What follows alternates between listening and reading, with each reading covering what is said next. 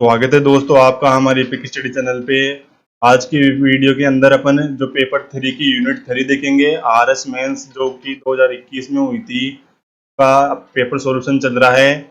इस पार्ट के अंदर देखेंगे अपन विधि से संबंधित जो क्वेश्चन आए थे उनको देखेंगे, जो कि यूनिट 3 के अंदर सेक्शन सी के अंदर आता है और लॉ से संबंधित उसमें क्वेश्चन आते हैं। ये उसके दोस्तों सिलेबस है।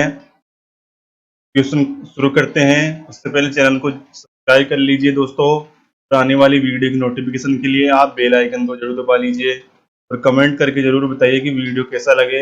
अंत तक बने रहिए वीडियो में।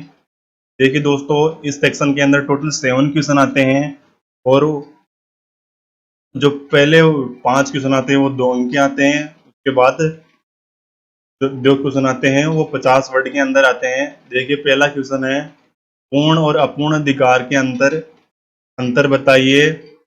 तो इसके अंदर हिंदी और इंग्लिश दोनों में रहेगा। देखिए दोस्तों, एक पूर्ण अधिकार वह है जो पूर्ण कर्तव्य से मेल खाता हो। इसी प्रकार पूर्ण कर्तव्य वह है जिसे न केवल कानून द्वारा मान्यता दी जाती है बल्कि के द्वारा लागू भी किया जाता है। जैसे जो पूर्ण बल होता है वो कानून द्वारा बनाया जाता है और उसको लागू भी जो जिम्मेदारी उसकी रहती है। पूर्ण अधिकार इस प्रकार का अधिकार है जिसके मान्यता दी गई है और लागू किया जाता है, जिसके लिए उपाय भी उपलब्ध है। उदाहरण के लिए जैसे मौलिक अधिकार, यह मौलिक अधिकार किसके अंदर आते हैं? पूर्ण अधिकार के अंदर। और अपूर्ण अधिकार वो आते हैं जिसके अंदर क्या है, ये अपरिवर्तनीय होते हैं और इसका कोई उपाय भी हो भी सकता है और नहीं भी हो सकता। उदाहरण के लिए जो कलातीत ऋण होता है, अंतर्राष्ट्रीय कानून, डीपीएसपी आदि ऐसे मामले होते हैं जो अधिकतर अपवाद के रूप में होते हैं। अपूर्ण और पूर्ण के रूप में आपको समझ में आ गया होगा। नेक्स्ट वीडियो के अंदर देखते हैं। नेक्स्ट जो अपना क्वेश्चन है, अधिनियम जो कि 2005 राइट टू जो इंफॉर्मेशन का जो के बारे को परिभाषित करना है। ये कानून आया कब था दोस्तों? 15 जून 2005 को इसको अधिनियम को लाया गया और 12 अक्टूबर 2005 को संपूर्ण धाराओं सहित इसे लागू कर दिया गया। इसका तात्पर्य पूर्ण रूप से यह है कि सूचना पाने का अधिकार जो कि सूचना लागू करने वाला जो राष्ट्र अपने नागरिकों को प्रदान करता है। सूचना और सूचना के द्वारा राष्ट्र अपने नागरिकों को अपने कार्यों और शासन प्रणाली को सार्वजनिक करता है। मुख्य रूप से इसकी यह परिभाषा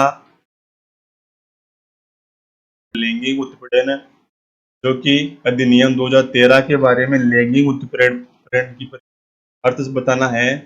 जो कार्यस्थल पर लैंगिक उत्पीड़न होता है उसमें वह निंदनीय व्यवहार है। इसके अंदर शारीरिक संपर्क या फिर कोई फायदा उठाना, लैंगिक पक्षपात का अनुरोध करना, या लैंगिक अर्थ में जो टिप्पणियां हैं, अश्लील साहित्य दिखाना, चलचित्र दिखाना और अन्य जो शारीरिक स्पर्श और शाब्दिक अर्थ के अंदर शारीरिक आचरण करना, यह यौन उत्पीड़न की तरफ आता है। यहाँ टाइपिंग मिस्टेक है दोस्तों। नेक्स्ट क्वेश्चन की ओर 15 वर्ड के अंदर क्वेश्चन था ये।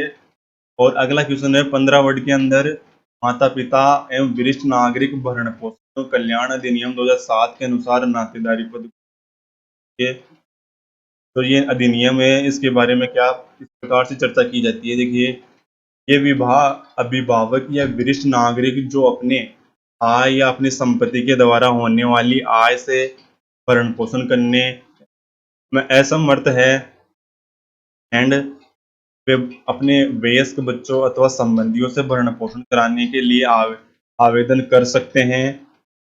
अभिभावक में सगे, दत्तक माता पिता या सौतेले माता या पिता सम्मिलित हैं, यानी तो उनको गोद दे सकते हैं या किसी प्रकार से।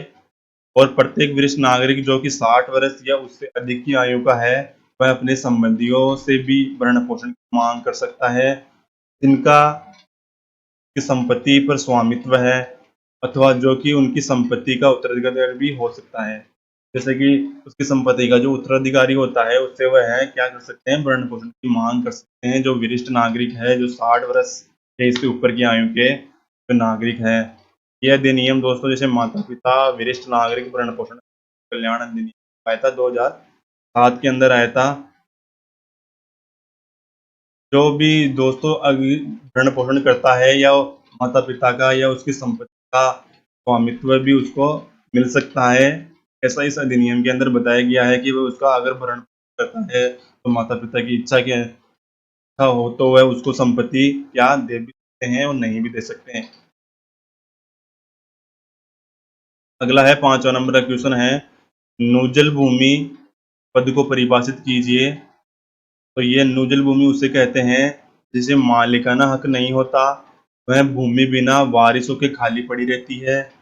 फिर क्या करती है सरकार, गवर्नमेंट को यूज करती है, का प्रयोग करती है और इस भूमि में सिंचाई नहीं की जा सकती और इसके अंदर 12 मासी फसल का उत्पादन भी नहीं किया जाता।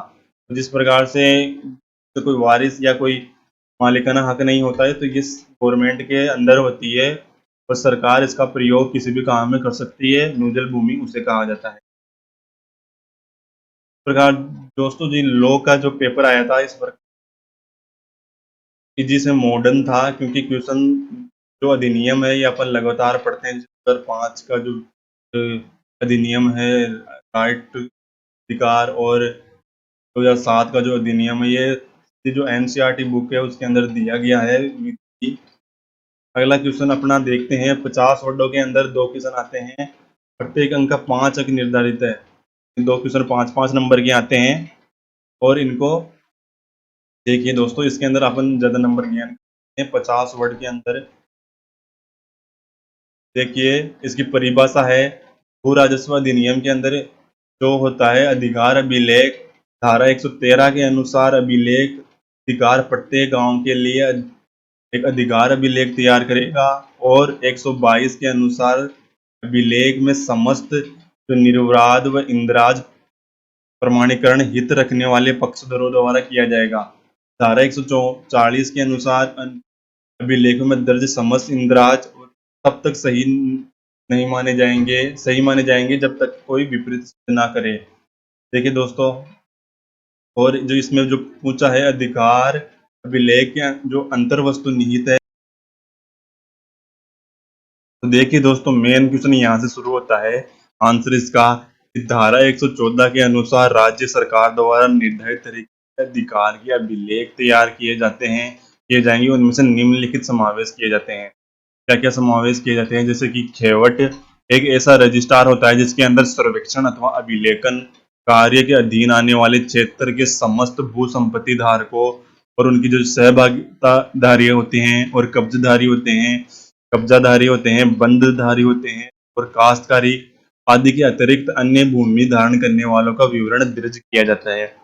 और खतौनी किसे कहा जाता है, ये भी एक तरह का क्या है अभिलेख अधिकार है, जिसके अंदर ऐसा रजिस्ट्रार होता है उसके अंदर कार्य करने वाले आने वाले जैसे भूमि के जो काश्तकार है या अन्य प्रकार की भूमि धारण करने वाले या अधिवासित वाले जो समस्त व्यक्ति के संबंध जिसमें धारा 121 में वर्णित दर्ज किए जाएंगे। और बिना लगान या राजस्व के भूमि दान करने वालों को भी रजिस्ट्रार और राज्य सरकार द्वारा निर्धारित किए अन्य रजिस्ट्रार। अगला 7वां क्वेश्चन है, लैंगिक अपराधों के जो संरक्षण है उसके बारे में बताइए। तो लैंगिक हमला है उसको स्पष्ट कीजिए।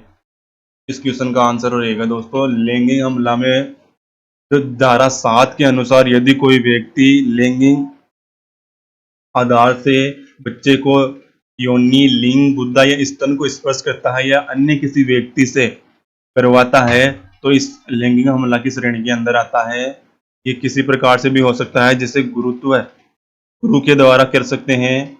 गुरु जो बच्चों को आपने देखा होगा कि परेशान करता है और सशस्त्र बल द्वारा या सुरक्षा बल या पुलिस थाना के अंदर इस प्रकार और घरेलू जो संबंधी होते हैं उनके द्वारा किया जा सकता है। और जो बालक सामूहिक रूप से प्रवेशन लैंगिक हमला करता हो, जो कोई शैक्षणिक संस्थान में या धार्मिक संस्थान का जो प्रबंधन करता है उसको इस प्रकार के जो क्या कर सकते हैं अपन ये लैंगिक हमलों के रूप में जो ये इस प्रकार की संस्था बढ़ावा देती है उसके अंदर ये रखा गया है। और संस्था में किसी बालक पर प्रवेशन लैंगिक हमला करता हो ये इसके अंदर समावेश किया गया है इस अधिनियम के अनुसार। दोस्तों वीडियो अच्छा लगे कमेंट करके बताइए और लाइक ज़रूर करें, दोस्तों को अन्य को और ज़रूर बताइए।